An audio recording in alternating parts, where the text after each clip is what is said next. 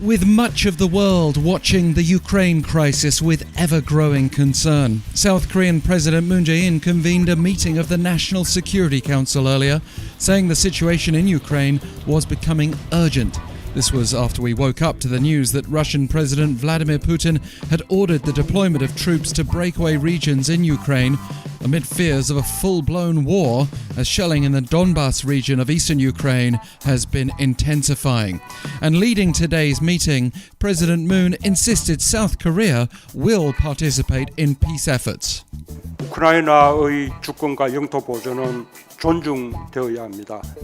대화를 통한 평화적 해결 방안을 적극 모색해야 합니다.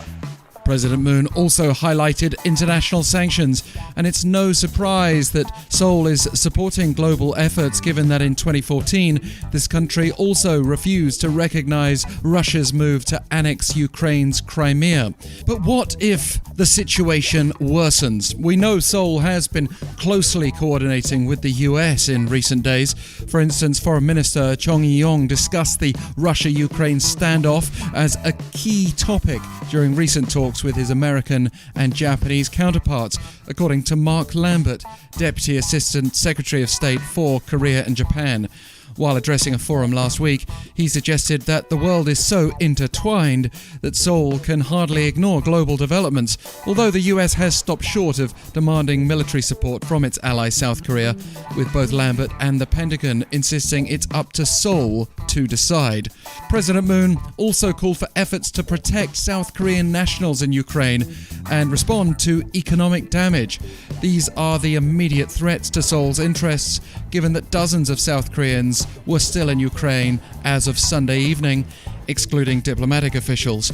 As the government here has been working to ensure their safety, temporary offices have been set up in both Ukraine and Poland to support their evacuation.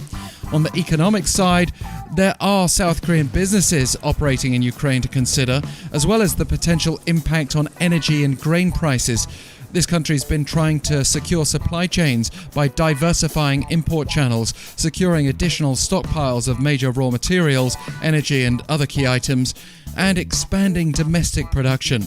Market volatility is an additional concern, with South Korea's benchmark Dubai crude soaring since the start of this year and local stocks hurting as the Kospi opened sharply lower this morning, along with the general global mood.